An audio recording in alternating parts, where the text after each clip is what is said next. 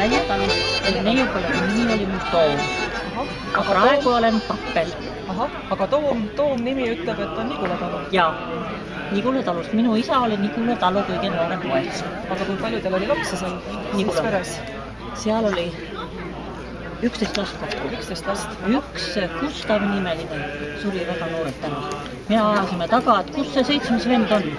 Keegi ei tea, aga nüüd järsku Leedjärve Aino on meilt ka jälle kuidagi sugulane. See on Haavamite kaudu.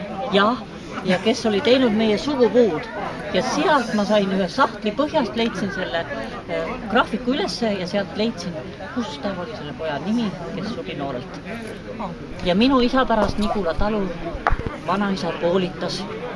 38 hektarit oli suu ja siis said kumbki vend 18 hektarit. Ja pärast rentis juurde 2 isa veel. Aga vanaisa oli teil siis Nigul Toom ja nimega Hans oli või? Hans, jah. Hans, 3 tükki. Tema poeg oli Hans veel ja selle poeg, ühes on 3 korda. Hansu poeg, Hans. Tähendab, 3 põlved järjest siis tulid Hansud. Jah. Aga enne teda olid ka Hansud? Üks oli ka Hans. Selge, tähendab, tema isa oli ka Hans? Jah. Aga mis te mäletate sellest ajast, et mis on teile vanemad nagu rääkinud, et kui need osteti talud päriseks, et kuidas siis elu hakkas minema Padasmäe külas? Aga vaat seda mina ei teagi, see talude ostmist. Nigula talu, need olid juba kõik olemas. Onutütar leidis Pööningult selle toru, kus oli selle andmed, talu andmed kõik olemas. 7 tükis oli Nigula talu näiteks. Et see küla oli kogu aeg vanade olijate poolt tükeldatud. Ja näiteks nüüd, kui meie saime uue Eesti Vabariigi ajal, pärisime nüüd tagasi omale maa, saime 4 tükki. Ühesõnaga, nüüd olid nii palju vabanenud, kellel perel lapsi ei olnud, pärijaid ja kes üleüldse olid surnud. Ja näiteks suur Marvani talu oli täiesti. Ja selleks nagu kokku oli vist külal 600 hektarit maad ja siis oli niimoodi, et siis said uued inimesed oma talu suurendada. Minu mees sai oma kodust, ta on pärit Varbolast ja seal sai need osakud. Ja siis oli niimoodi, et tema tahtis osta maad, meil oli Muugal suvila, sinna saime krunti juurde suurendada ja siin olime 4 kesti pärimas, 2 onutütart Põhitalust ja Väljatalust. Ja siis oli niimoodi, et üks onutütartest loobus, elab linnas ja selle osa 9 hektarit oli meil eelis õigus pärida ja mees sai nende osakutega selle välja osta. Et ühesõnaga Väljatalu tuli nüüd 28 hektarit. Juba päris korralik talu. Aga kas te mäletate ka seda aega, kas on vanaema rääkinud või emad-isad, et kui siin, ütleme, 30-ndatel siin käis kõva ehitamine ja talud hakkasid eitsema, järele jõudma, et kuidas Padasmäe külas? Mina sain alles sellest hiljem teada. Vanaisa ütles niimoodi, selle isa oli nagu sulas, ta oli kõige noorem, et enne me saada meist võtta, katsume keldri valmis teha, kanala valmis ehitada ja siis Haljava tee ääres oli leinamad, et sealt kivid, et hobuniidukega saab niita, et suured kivid kõik aeda tassida.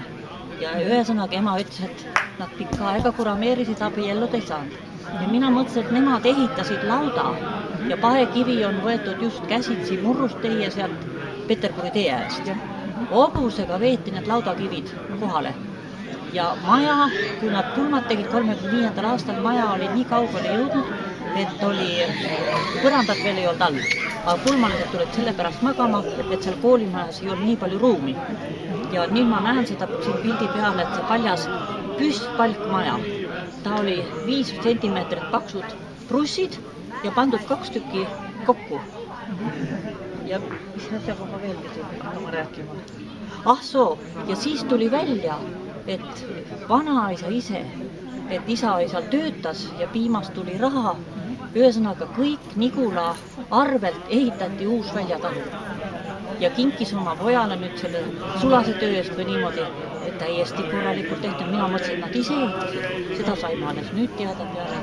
Seda, kui ema isa oli sul. Me ei osanud õigel ajal küsida, sest paljudel on niimoodi. Miks ma seda ei küsin, kõik ma teist? Ei tule selle peale, vaat on muud huvid. ja aga nüüd, kui hakkad leidma väga palju asju, et nii kokku. Aga teie vist olete ka, kas te olete nagu kogu aeg siin külas elanud või olete te vahepeal ära olnud? Mina elasin Tallinnas 40 aastat. 40 aastat. Me läksime kõik, see kui kolhoosi aeg tuli, kõik vanemad tahtsid, et lapsed saaksid linna, et ikka mingit eriala, sest ei olnud võimalik, kolhoosi palgad olid, isa oli brigadir, isa pani, ma olen 15 aastat vana, pani tööraamatut mulle kirjutama ja mina siis sain ka juba aru, naised panid 7 kokku 70 saadu heina ja 10 kopikat maksis heinasaad. No sandi kopikat anti kolhoosi ajal, kui oma lehma poleks olnud ega seda 0,6 maad, siis oleks välja surnud ja kanad. Ema pidas eluaeg 30 kana ja tal linnas olid kindlad kunded, suuremad munad läksid kundadele, väiksed saime ise ära. Ja sellega osteti suveks meile uued 3 õega, mina olen kõige vanem ja teised olid nooremad, kõik saime uued sitsikleidid. Iga suvi jõuluks tehti uued kleidid, kui me koolis käisime. Ei, ma ei saa ütelda, et kõhu tulid alati täis. Ainult vaba aega ei olnud. Küll oleks tahtnud, siin on all liivane rand, jõe ääres ja palava ilmaga saab käia. Aga muudel päevadel mina kui vanem õde pidin nooremate eest kantseldama.